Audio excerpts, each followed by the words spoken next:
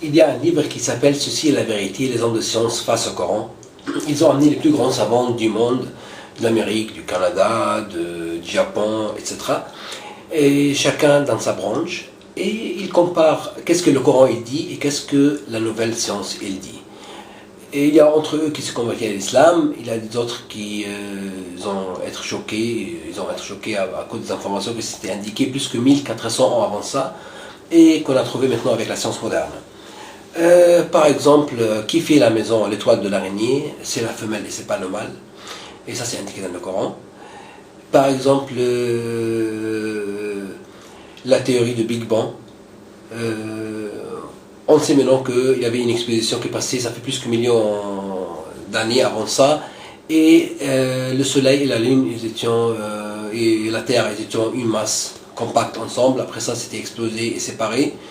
Et la première cellule s'est composée de l'eau, ça c'est indiqué dans le Coran. Ceux qui ont mécru n'ont-ils pas vu que le ciel et la terre étaient une masse compacte. Ensuite nous les avons séparés et de l'eau nous avons fait toutes choses vivantes. Ne croient-ils donc pas? Et ça c'est un ayat du Coran. Et par exemple le professeur Cousteau de la France, il a trouvé quelque chose de magnifique avant qu'il est mort, plusieurs années avant ça.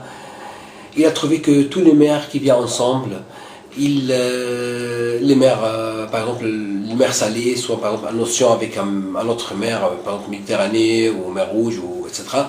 Les deux mers, ils sont les deux mers, ils ont l'eau salée, mais ils n'ont pas la même densité de l'eau. Ça c'est plus chaud que l'autre, ça c'est plus froid que l'autre. Ça c'est la température ici, c'est pas comme ici. La densité de l'eau, c'est pas comme ici.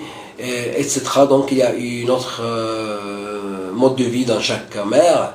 Même les poissons, quand ils vivent ici, s'ils vont de l'autre côté, ils vont mourir, et vice versa. Donc il a trouvé que les deux mers, ils ne se mélangent pas. Pourquoi? Parce qu'il y a une barrière blanche une ligne blanche entre les deux mers, et chaque mer, il perd sa qualification et il devient neutre dans la ligne blanche, et ils ne se mélangent pas. Et les poissons qui vivent au milieu, ils peuvent ni aller là-bas ni aller ici. Et aussi la deuxième chose qu'il a trouvé, le professeur Cousteau, il a trouvé aussi que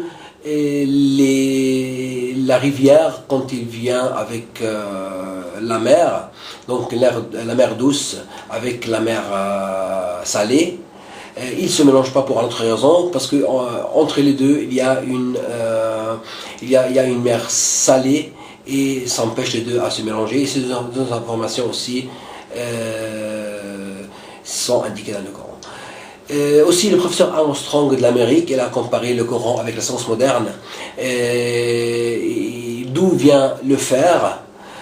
Donc maintenant on sait que le fer, pour composer un atome du fer, il faut 4 fois l'énergie de tout le système solaire. Donc c'est impossible que l'atome est composé par terre, et ça c'est prouvé scientifiquement. Et donc le fer, ça compose dans les étoiles avec une température haute, et vient ici dans une autre forme dans la terre. Ça c'est indiqué dans le Coran. Dieu l'a dit, on a descendu le fer, donc ça ne vient pas de la terre. Et en Australie, il y avait une conférence sur le fer, et un étudiant qui a parlé là-bas, il a dit aussi une information magnifique. Il a dit que au prof là-bas sur le fer et le Coran. Et après ça, il a dit que le nombre de sourates du fer, c'est pas le chapitre pour que vous compreniez, mais c'est le surat du fer. Donc le nombre du surat de fer et le nombre du ayat que Dieu a parlé du fer. C'est pas une phrase, mais pour que vous compreniez. Donc le nombre du surat et le nombre du ayat du fer, et la différence entre les deux chiffres, c'est la même chose comme la différence entre le poids atomique du fer et le nombre atomique du fer, ou vice versa. Donc ça aussi c'est une... Et aussi pour, par exemple, où est le plus bas place dans le monde entier? c'est à proximité de la mer Morte en Jordanie, en Palestine. Et le professeur Washington, aussi de l'Amérique, il avait son télescope et il fait comme ça, ça indique où est le plus bas place du monde entier et c'est indiqué aussi dans le Coran. Aussi par exemple en Inde, avant ça, ils ont fait des problèmes avec les femmes parce que les femmes ils amènent des enfants, des bébés qui sont des bébés garçons, des bébés filles et eux ils veulent des garçons. Mais maintenant on sait qu'il y a que c'est le sperme de l'homme qui détermine si c'est une femme, un garçon et une fille. Et il y a X et X, ça veut dire une fille, X, Y, ça veut dire un garçon. Et c'est aussi cette information, c'est indiqué aussi dans le Coran. Il y a aussi le professeur Ketmore du Canada, c'est un des plus grands professeurs du monde en embryologie. Et lui, il a fait un livre qui s'appelle Le développement de l'être humain. Il a pris le livre d'or, le premier livre en Amérique. Parce que c'était fait par un seul auteur, professeur en embryologie, et ce livre-là en 1000 pages. En même temps, c'est une référence mondiale pour tous les gens qui étudient la science de l'embryologie. Et dans la troisième édition, il a changé le nom du livre, il s'appelle maintenant Le développement de l'être humain avec les modifications islamiques. Et il a montré que ça fait seulement presque 30 ans qu'on sait des choses avec la science moderne sur l'embryologie à cause de la technologie, mais c'était indiqué dans le Coran, ça fait plus que 1400 ans avant ça. Et il a aussi il a trouvé une information scientifique nouvelle dans le Coran et il l'a donné comme cadeau pour la science moderne. Et par exemple, il est où l'endroit dans le corps où on fait deux choses, l'endroit où on ment et l'endroit où on fait une faute. Après l'accident qui est passé en 1800 et quelques en Amérique, par un train, tout ça, ils ont commencé à faire des études et beaucoup plus tard, ils ont trouvé que l'endroit où on ment et on fait une faute, c'est juste ici dans cet endroit-là, et ça c'est indiqué dans le Coran aussi. Donc par exemple aussi, ils ont mis le Coran sur l'ordinateur. Ils ont trouvé quelque chose de très bizarre. Ils ont trouvé que tous les mots et leurs contraires sont les mêmes chiffres. Par exemple, homme et femme, ils calculent ici combien de fois, ici combien de fois, ils trouvent que les deux ont le même chiffre. Par exemple, diable et ange, aussi le même chiffre.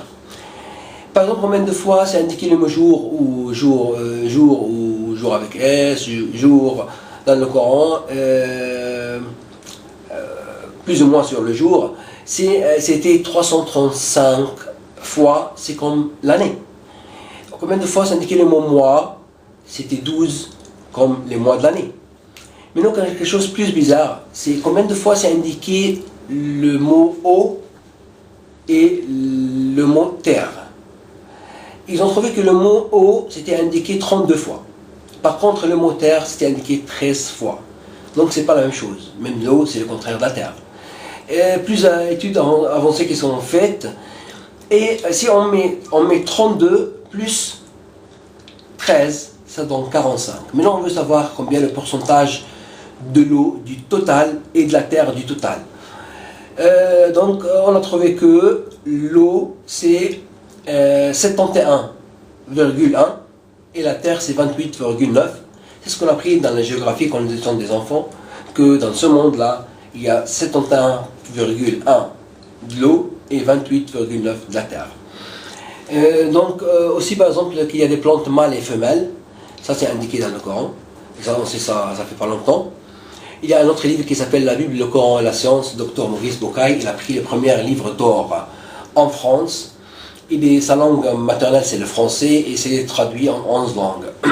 Le professeur Maurice Bucaille est chirurgien, il s'est aussi converti à l'islam comme le professeur Ketmore canadien, et avec un autre docteur aussi, avec le professeur Ketmore aussi canadien. Et il a montré dans ce livre-là, il a simplement sélectionné les informations scientifiques de la Bible et du Coran, et il a comparé avec la science moderne. Donc, il a montré que les informations scientifiques de la Bible, ça ne marche pas avec la science moderne. Par contre, le Coran, tout c'est choquant et ça marche très bien avec la science moderne.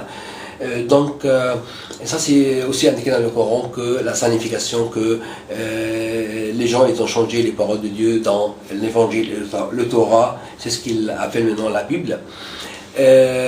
Donc par exemple,